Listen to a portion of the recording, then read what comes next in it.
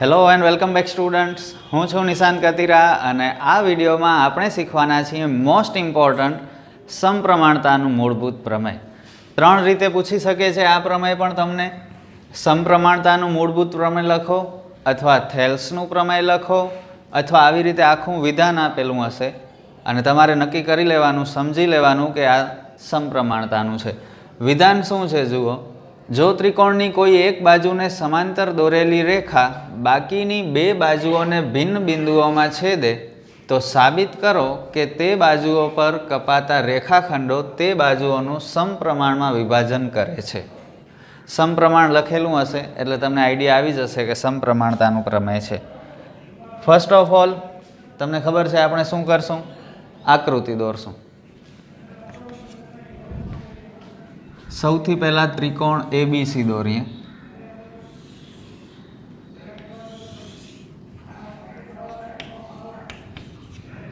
ત્યારબાદ BC ને સમાંતર હોય તેવી એક રેખા દોરીએ. જે રેખા AB ને D બિંદુમાં અને રેખા AC ને E બિંદુમાં છેદે. બહુ સિમ્પલ આકૃતિ, બસ આવી જ છે. હવે પક્ષ અને સાધ્ય. આકૃતિમાં હજી થોડું દોરવાનું છે પણ પહેલાં પક્ષ અને સાધ્ય લખીએ, પછી તમને સમજાવું શું કરવું. પક્ષ અને સાધ્ય બહુ સિમ્પલ. તમને ખબર છે જે માહિતી આપેલી હોય તે પક્ષમાં આવે અને જે સાબિત કરવાનું હોય તે સાધ્યમાં આવે. કઈ માહિતી આપેલી છે જો આપણે આ વાંચીએ વિધાન અને નક્કી કરી. જો ત્રિકોણની કોઈ એક બાજુને સમાંતર દોરેલી રેખા બાકીની બે બાજુઓને ભિન્ન બિંદુમાં છેદે, પાછળનું સાધ્ય છે. અહીં સુધી આપણે જે લખેલું છે એના ઉપરથી પક્ષ બનાવવાનું છે. શું કરશું? જો ત્રિકોણની કોઈ એક બાજુને સમાંતર દોરેલી રેખા, આ ત્રિકોણની આ BC બાજુ છે તેને સમાંતર આ રેખા દોરીએ આપણે, તો લખીએ ત્રિકોણ ABC ની બાજુ BC ને સમાંતર હોય તેવી રેખા બાકીની બે બાજુઓને ભિન્ન બિંદુઓમાં છેદે. બાકીની બે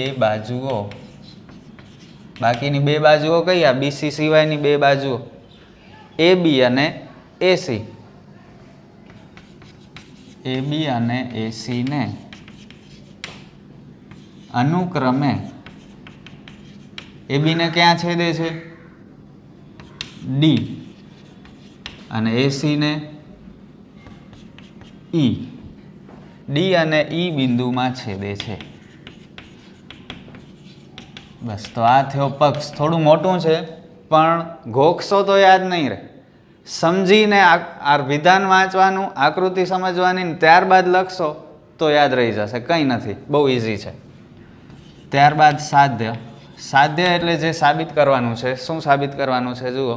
સાબિત કરો કે તે બાજુઓ પર કપાતા રેખાખંડો, આ AB અને AC ઉપર જે રેખાખંડ કપાય છે, આ DE લાઈન દોરી આપણે, એનાથી આ બે રેખાખંડ કપાઈ ગયા. જુઓ, AD અને DB, AE અને EC. તો આ જે કપાતા રેખાખંડ છે તે બાજુઓનું સમપ્રમાણમાં વિભાજન કરે છે.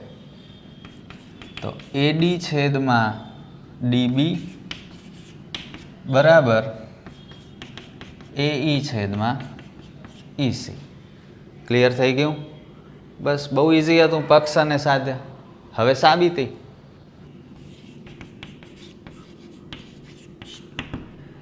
હવે આપણે સૌથી પહેલાં આકૃતિમાં હજી થોડું દોરવાનું છે તે દોરી લઈએ.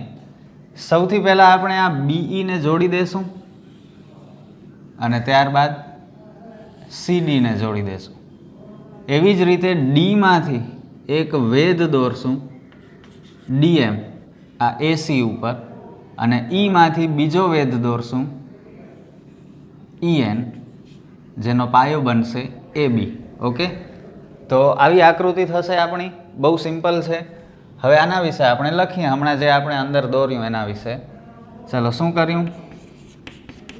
BE અને CD દોરો તથા ડીએમ લંબ એસી અને ઈએન લંબ એ બી દોરો. બહુ સિમ્પલ. હવે ત્રિકોણના ક્ષેત્રફળનું સૂત્ર લખશું. ત્રિકોણનું ક્ષેત્રફળ તમને ખબર છે, બોલો તો સૂત્ર. ત્રિકોણનું ક્ષેત્રફળ બરાબર 1/2 ગુણ્યા પાયો ગુણ્યા વેધ. આ સૂત્ર ઉપર આખો પ્રમેય આધારિત છે અને બહુ સિમ્પલ સૂત્ર છે. હવે ધ્યાન આપજો, આપણે સાબિત કરવાનું છે એડી છેદમાં ડીબી બરાબર એઈ છેદમાં ઈસી. સૌથી પહેલાં આપણે બરાબરની ડાબી બાજુ એડી છેદમાં ડીબી મેળવવાની ટ્રાય કરીએ. એડી અને ડીબી ક્યાં છે? આ એડી અને ડીબી. તો એડી છેદમાં ડીબી મેળવવા માટે આપણે બે ત્રિકોણ લેશું. એક ઉપરનો ત્રિકોણ એડીઈ અને ત્યારબાદ આ નીચેનો ત્રિકોણ બીડીઈ. ખ્યાલ પડ્યું?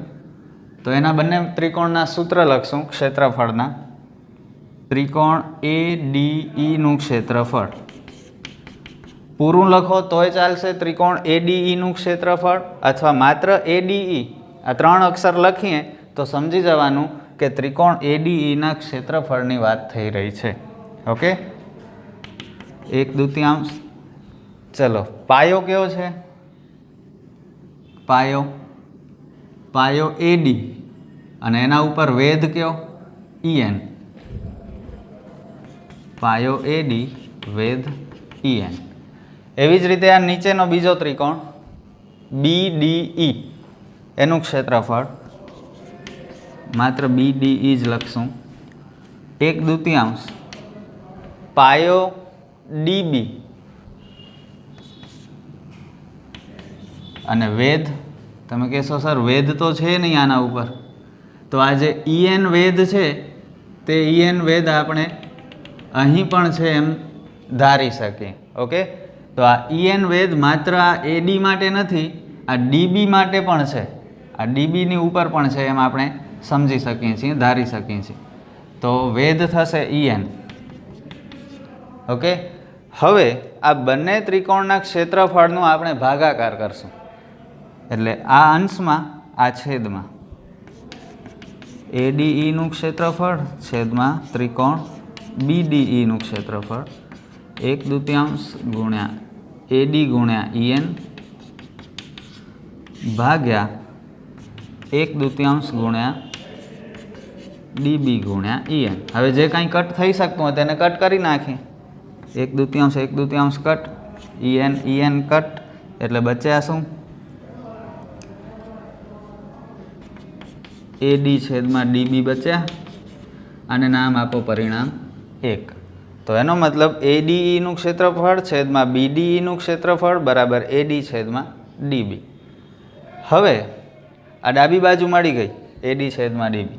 હવે જમણી બાજુ એઈ છેદમાં ઈસી મેળવવા માટે કયા બે ત્રિકોણનો ઉપયોગ કરશું?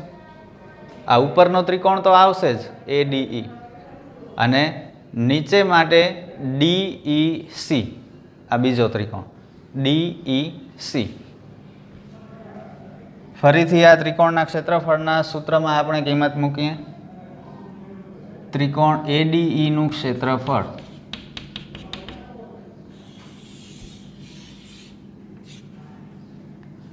ચલો 1/2 પાયો હવે આ સાઈડનો લેશું એઈ અને વેધ ડીએમ. એવી જ રીતે આ બીજો ત્રિકોણ ડીઈસીનું ક્ષેત્રફળ બરાબર 1/2 પાયા તરીકે ઈસી અને વેધ જે આ ડીએમ વેધ છે એ જ વેધ અહીં પણ આવશે. ઓકે, તો વેધ ડીએમ. હવે આ બંનેનું ભાગાકાર જેમ આપણે અહીં કર્યું તેમ જ એડીઈનું ક્ષેત્રફળ છેદમાં ડીઈસીનું ક્ષેત્રફળ બરાબર 1/2 ગુણ્યા એઈ ગુણ્યા ડીએમ છેદમાં 1/2 ગુણ્યા ઈસી ગુણ્યા ડીએમ. જે કટ થઈ શકતું હોય તે કટ કરી નાખીએ. 1/2 કટ, ડીએમ કટ, એટલે બચ્યા શું? એઈ છેદમાં ઈસી. આ પરિણામ 2. હવે આપણે એક નિયમનો ઉપયોગ કરવો પડશે અને આ નિયમ તમે 9મા ધોરણમાં શીખ્યા છો. યાદ નહીં હોય, તમને ભૂલી ગયા છો, વાંધો નહીં, ફરીથી કહી દઉં. જ્યારે કોઈ બે ત્રિકોણનો પાયો સમાન હોય અને બંને ત્રિકોણ બે સમાંતર બાજુઓની વચ્ચે આવેલા હોય તો તે બંને ત્રિકોણના ક્ષેત્રફળ સમાન થાય. ફરીથી બોલું છું. જ્યારે કોઈ બે ત્રિકોણનો પાયો સમાન હોય અને બંને ત્રિકોણ સમાંતર બાજુઓની વચ્ચે આવેલા હોય તો તે બંને ત્રિકોણના ક્ષેત્રફળ સમાન થાય. અહીં આપણે આ નિયમનો ઉપયોગ કેવી રીતે કરશું તો તમે જોઈ શકો છો. ત્રિકોણ BDE એટલે કે આ ત્રિકોણ ઉલટો ત્રિકોણ છે અને બીજો ત્રિકોણ DEC એટલે આ ત્રિકોણ. બંનેમાં DE કોમન છે. જો ઉલટો ત્રિકોણ તરીકે જોશો તો બંનેનો પાયો DE બનશે. ઓકે, તો પાયો સમાન છે બંને ત્રિકોણનો અને બંને ત્રિકોણ આ બે સમાંતર બાજુઓની વચ્ચે છે. જુઓ, BC અને DE આ બે સમાંતર બાજુઓ છે, એની વચ્ચે આવેલા છે આ બંને ત્રિકોણ. તો આ નિયમનો ઉપયોગ કરશું અને આપણે લખશું કે ત્રિકોણ BDE અને ત્રિકોણ DEC એ એક જ પાયા DE પર અને બે સમાંતર બાજુઓ BC અને DE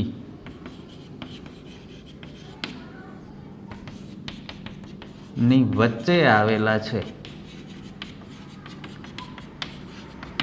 તેથી બંને ત્રિકોણના ક્ષેત્રફળ સમાન હોય. તેથી BDE બરાબર DEC. ઓકે, આગળ કંઈ ન હોય, માત્ર 3 અક્ષર હોય એટલે ક્ષેત્રફળ. તો BDE નું ક્ષેત્રફળ અને ત્રિકોણ DEC નું ક્ષેત્રફળ સમાન થાય. આને આપણે નંબર આપીએ 3, પરિણામ 3. બસ, હવે આપણો પ્રમેય પૂરો થઈ ગયો. લાસ્ટ સ્ટેપ લખવાનું છે. પરિણામ 1, 2 અને 3 પરથી સાબિત થાય છે કે AD છેદમાં DB બરાબર AE છેદમાં EC. પરિણામ 1, 2 અને 3 પરથી AD છેદમાં DB બરાબર AE છેદમાં EC. અહીં આપણો પ્રમેય પૂરો. થોડોક મોટો લાગે છે પણ એકચ્યુઅલી એટલો પણ અઘરો નથી. ઓકે, જેટલો તમે ધારો છો. જો 1-2 વખત તમે વિડીયો જોશો હજી પણ અને લખવાની પ્રેક્ટિસ કરશો તો 2 થી 3 વારમાં આ પ્રમેય તમને યાદ રહી જશે. અને મોસ્ટ ઇમ્પોર્ટન્ટ છે, જો પાયથાગોરસ ન પૂછાય તો થેલ્સનો પ્રમેય અથવા સમપ્રમાણતાનો પ્રમેય પૂછાવાની શક્યતા વધારે છે. તો આ પ્રમેયના 4 માર્ક આપણે ન જવા જોઈએ. જ્યાં સુધી ન આવડે ત્યાં સુધી નોટબુકમાં લખીને પ્રેક્ટિસ કરજો. 2 થી 3 વારમાં આવડી જ જશે તમને. અને નેક્સ્ટ વિડીયોમાં ફરી આપણે મળશું કોઈક સારા પ્રમેય સાથે. ત્યાં સુધી તમારે ક્યાંય નથી જવાનું, મારા વિડીયોઝ જોતા રહેવાનું છે અને શીખતા રહેવાનું છે. Thank you.